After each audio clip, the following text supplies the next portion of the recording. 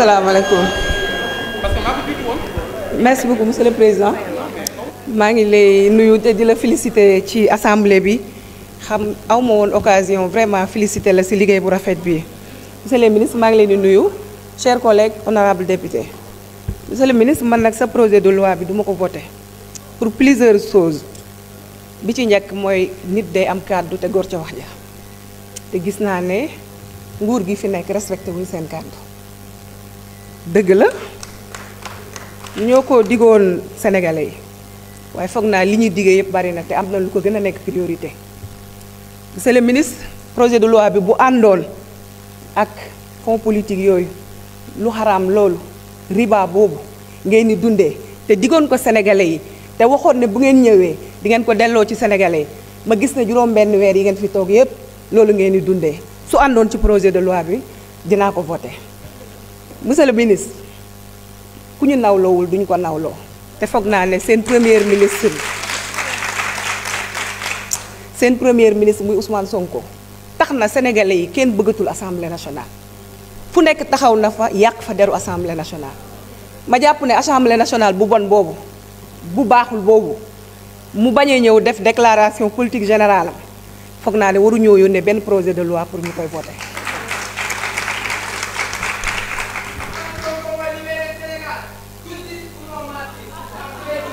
Je demande d'évacuer le public, tout le public, tout le monde. Sortez tout le public. Sortez tout le monde. Je demande à tout le monde de quitter les gradins.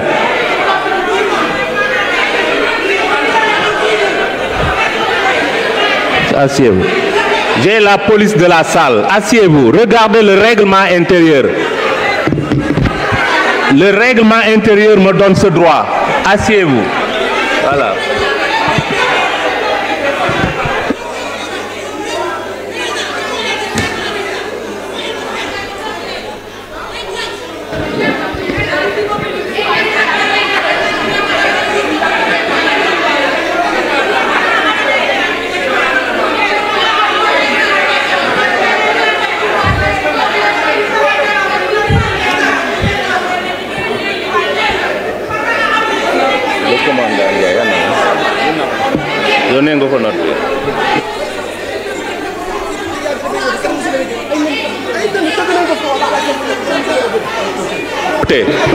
Écoutez, mettez-vous, rejoignez votre place. Ça sent très clair, hein?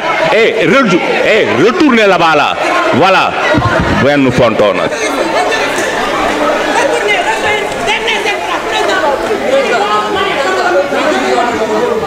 Je suspends la séance. Je suspends la séance.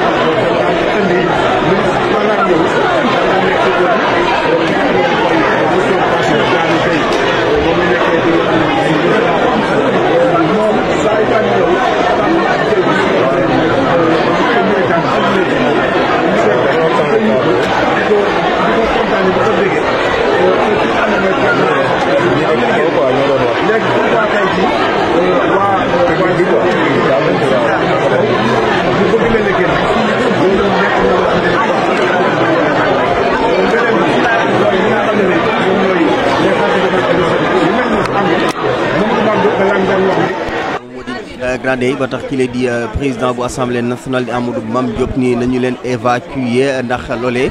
kon bu ñu demee ci li nga xam ne moom moo di règlement intérieur bu assemblée nationale loolee daal dina ko koy may mu nekk sañ-sañ yoo xam ni am na ko kon loolu moom moo daal di tax rek coow li daal di fi am jamono gi ba mu daal di jël dogal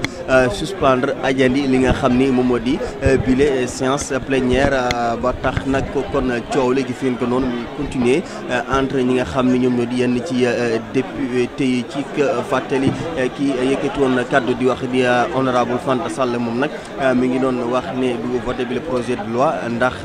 kii la di président Bassirou Diomaye Diakhar Faye respecté wul li nga xam ni moom mooy kàddoom la ko waral nag li mu jàpp ni moo tax ñoom respecté wuñ seen ay kàddu mooy kan yi ba muy indi bi proposition de loi ngir sàkku ñu dindi HCCT ak conseil économique social et environnemental daf ci waroon a boole fonds politique bi nga xam ni ñoom ba ñuy nekk ci kujje gi dañu doon wax ni loolee lu xaram la te itam bu ñu dikkee dinañu ko dindi ñu delloo ko ci askan wi mu jàpp ni le fait que ñu bàyyi ko nag loolee tax na daal mu jàpp ni ñoom li ñu nekk di def ni bokkul ak li nga xam ni moom la ñu digoon ak askanu Sénégal ba tax mu jàkkaarloo ak ministre bi di Maître Ousmane Diagne ko du ko voté lu ci manti am daal yéen ñi nga xam ni yéen a ngi bàyyi xel encore une fois lii kon moom moo waral li nga xam ni moom moo di coow li ba tax ki nga xam ni moom mooy président bu assemblée nationale di Amadou Mame Diop daal di rek ajandi li nga xam ni moom moo di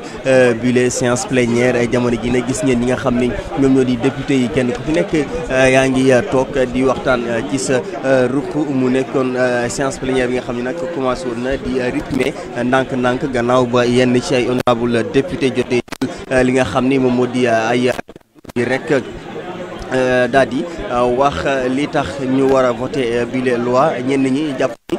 waruñu ko voté wax itam li nga xam ni xëy na ci la ñu sukkandiku ba tax ñu jàpp ni bile projet loi daal duñu ko voté ci fàttali itam ñi nga xam ne ñoom it waa Benno Bokk Yaakaar daal di nañuy wax ni ki lee di Ousmane Sonko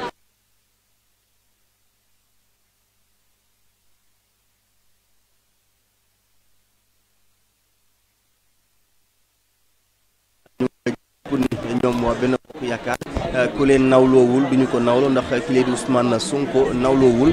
ñi nga xam ni ñoom ñoo nekk ci assemblée nationale bi te itam taxaw na fenn fu ne wax ko fa ba tax ñenn ci sénégalais yi daal maanaam mënatuñu sax xool ñi nga xam ni ñoom ñu nekk ci bile assemblée nationale noonu la ko daal di xamle ba tax sax ñoom ñu jàpp ni même su fekkee da koy tas itam dinañu demaat ci élection yoo xam ni sénégalais danañ leen falaat ñu ñëwaat file ci assemblée nationale bi jàkkaarloo ak moom mi nga xam ni moom mooy Ousmane Sonko kon mi ngi noonu loolu daal mooy li nga xam ni kon mën nañ leen ko tënkal rek ci li nga xam ni moom moo fi jot a xew jamono jii nii ba tax ñu daal di ajandi li nga xam ni moom moo di bile séance plénière Albourakh kon jamono jii nii ñu ngi fàttali les internautes que ñu ngi ci deuxième session extraordinaire de l'année 2024 rapport bi nag bi nga xam ni kon def nañu ko ci turu la commission des lois de la décentralisation du travail et des droits humains sur le projet de loi numéro 11 2024 portant révision de la constitution bi nga xam ni kon moom moo fi indi tey jii bi les séances plénières gannaaw ba nga xamee ni boobu les commission des lois te ki lee di Moussa Diakhaté jiite ko dañu ko daal di rejeté ndax lu toll 14 ci ay député ñoom ñoo ko approuvé 16 ci des nag ñoom dañoo lànk kandaare ni du jàll loolee tax nag yëf yi tàggatéem bi woon foofu la ci commission ba tax ñu daal di koy indi fi lee nga xam ni moom moo di ci assemblée nationale bi sànq wax naa ko kenn ci ñoom bokk ci député Yewwi Askan bi bokk itam ci parti Pastef bi Amadou Ba jàpp ni ñi leen di waa Benno Bokk Yaakaar lànk gi ñu lànk ne du ñu voté bi les lois dañu défier li nga xam ni rek moom moo di askanuk Sénégal ndax ñooñee ñoom ñoo daal di rek votel ki nga xam ni moom mooy président Bassirou Diomaye Diakhar Faye ak lu toll wala lu ëpp 54% ci li nga xam ni rek moom moo di élection yi daal di jàll te ñooñee bi ñuy votel kii di président Diomaye li nga xam ni kon moom moo di la suppression de ces institutions mi ngi woon figuré ñu bind ko noir sur blanc ci li nga xam ni moom moo di seen projet kon ñoom dañu ci d'accord ba tax nag mu jàpp ni kon instant bi waa Benno Bokk Yaakaar dañu nekk di défier li nga xam ni rek ñoom ñoo di askanuk Sénégal ci côté boobu ba tax nag mu jàpp ni da ngay gën a anticiper ak itam di gën a dëgëral li nga xam ne moom moo di tasum assemblée nationale te yoon jox ci 5-5 ki nga xam ni moom mooy le président de la République di Bassirou Diomaye Diakhar Faye conseil constitutionnel la fois passée gannaaw bu mu ko saisiré gannaaw itam càmbar nga xam ni def na ko ci xamal ko ne ko exactement fukki fan ak ñaar ci weeru sàttumbar muy 12 septembre bu jotee di nga rek daal di mën a tas li nga xam ni moom moo di bi l'Assemblée nationale te nag jalgati yoon du ci am genn yoon kon daal yëf yi mi ngi noonu ba tax nag ñenn ci député yu Benno Bokk Yaakaar yi nag ñoom jàpp nañu ne wala kon sànq gis nañu kenn ci ñoom di Zahra Iyane Thiam jàpp ni waa Yewwi Askan Wi nag dañu rek daal di war a gën a ànd ak dal la ko waral moom nee na askan gi di réewu Sénégal te daal di rek sanctionné woon sévèrement ñi nga xam ne ñoom ñoo di waa Benno Bokk Yaakaar ñoom ñoo àndoon ci ñu daal di fiy taxawal maanaam CCT ak CSE bii di conseil économique social environnemental bi nga xam ni jamono ji kii lee di président Bassirou Diomaye ak son premier ministre dañuy jàpp ni ci maanaam yaxanal gi nga xam ne moo lañu nekk ci def muy rationalisation des dépenses de l'État loolee nag daf ci bokk ñu dindi ko ndax ñu jàpp ni koppar gu tax ko moom fay dugg lu tollook fukki milliards ak juróom wala sax lu ko ëpp goo xam ni jàpp nañu ne daal mën na am dugg feneen koo xam ni dina gën a amal njariñ ñi nga xam ni ñoom ñoo di askanu Sénégal loolee nag kon moom la ñu indee li nga xam ni moo di bile projet de loi ba tax nag jamono gii nii waa Benno Bokk Yaakaar gi nga xam ni ñoom ñoo ko fi bàyyi woon gannaaw bañ ko fi fekkee ñoom nag instant bi seen ay député yi jotagul jàll nee nañu duñ ko voté gannaaw ba commission des lois daal di rek rejeté li nga xam ni moom moo di boobu le projet de loi Albourakh Ndiaye. jërëjëf Cheikh Bara Kébé càmmiñal Mimi Touré comme ni ñu ko waxee ñi ngi fi nga xam ne moom moo ci assemblée nationale comme majeure partie sénégalais yi ni ñu koy suivre à travers ci suñuy plateforme dañu seetlu nag moom mooy dañoo xeeb lool ñi nga xam ne ñoom ñoo les représentants du peuple fii nga xam ne moom mooy ci assemblée nationale bi lee ndax boo xoolee ñi nga xam ne jot nañu jël kàddu la majeure partie ci ñoom la ñu wax moom mooy dañoo lànk ba kandaaral bile projet de loi duñu ko voté benn yoon ndax nag ki nga xam ne moom mooy premier ministre xam nga ne dafa war a ñëw fi nga xam ne mooy ci assemblée nationale def li nga xam ne mooy déclaration politique générale je pense que li tax sax ñu daal di suspendre li nga xam ne moom mooy séance bi loolu da caa bokk ba tax na sax ñoom ñëpp ñu ngi nii taxaw jamono ji ñu ngi xaarandi ndax ki nga xam ne moom mooy le président de l'Assemblée nationale dina ñëwaat ci li nga xam ne mooy séance bi ndax boo xoolee ñi ci kaw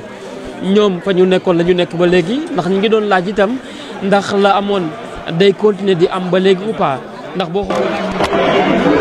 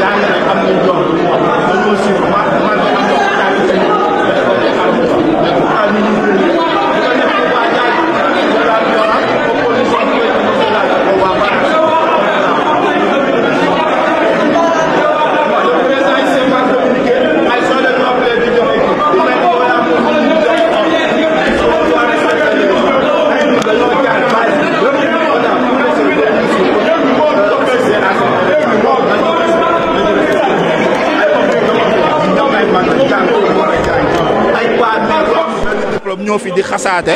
duñu wax ci droit duñu wax ci dissolution di critiquer le premier ministre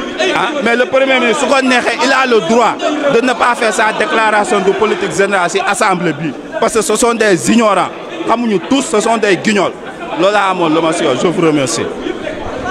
C'est pas normal quand même, vraiment c'est pas normal. C'est l'assemblée du peuple, par le peuple et pour le peuple. Donc le peuple doit assister. Ñu toog groupe kenn moo wax bu mu waxee ba pare moom il sait même la sanction bi nga xamante ne moo koy daa wax ba